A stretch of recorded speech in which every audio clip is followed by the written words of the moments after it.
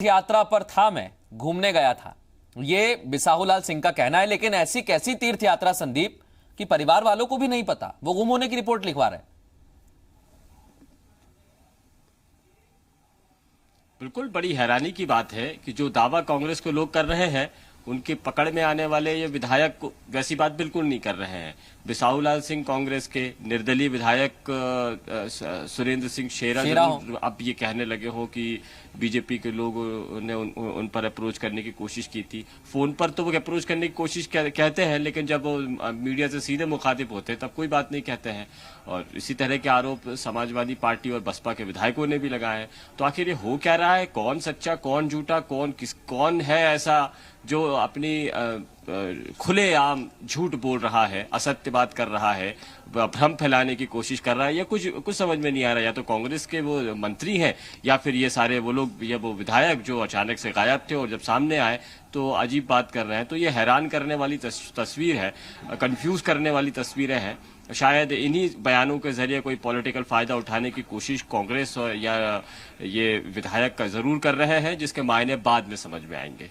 जी संदीप, लेकिन एक बात है, हम दर्शकों को भी समझाने की कोशिश करते हैं, हालांकि उन्हें सब कुछ समझ आ रहा है। लेकिन संदीप आप देखिए, पहले दिग्विजय सिंह कहते हैं कि विधायकों को बंधक बनाया गया है, फिर विधायक जब धीरे धीरे करके एक एक कर सामने आते हैं तो कहते हैं हमें किसी ने बंधक नहीं बनाया है। कोई तीर्थ यात्रा पर गया है तो कोई इलाज कराने उनके परिवार वालों के लिए वहां पहुंचा था। इससे तो संदीप ऐसा लगता है कि या तो ये विधायक झूठ बोल रहे हैं या फिर दिग्विजय सिंह झूठ बोल रहे हैं। कोई ना कोई तो इनमें से झूठा है।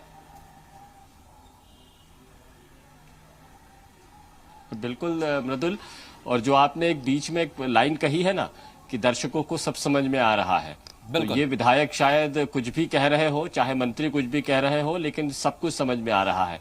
ये बेवजह का हुआ ड्रामा नहीं है, बेवजह की हुई बौखलाहट नहीं है, या बेवजह से उठता तनाव नहीं है कि कांग्रेस सरकार अचानक से इतनी सक्रिय और हो गई कि बीजेपी विधायकों पर शिकंजा कसने लगी है, गनमैन्स हटाने लगी है, नए गनमैन्स लाने लगी है और बीजेपी विधायकों पर कार्रवाइयां शुरू हो गई है। ये भी संयोग नहीं है कि अचानक से ये मंत्री एक एक करके सारे गायब हो रहे हैं। एक विधायक, कोई किसी के इस्तीफे देने की खबर आती तो किसी का बेटा ये एफआईआर करता है, शिकायत करता है पुलिस थाने में कि उसके पिता लापता है, वो विधायक है, वो मंत्री बनना चाहते थे। तो कुछ सवाल तो ऐसे हैं जो जनता को समझ में आ रहे हैं कि शायद बहुत बड़े नेता। सबसे हास्यास्पद बात तो ये है कि जो भी जहां भी जा रहा है, जब भोपाल में कदम रखता है तो सीधे गाड़ी सीएम हाउस की तरफ ले जाता है। कहीं से भी आ रहा हो, वो या तीर्थ यात्रा से आ रहा हो या किसी अस्पताल से आ रहा हो। बहुत शुक्रिया संदीप तमाम बातचीत के लिए।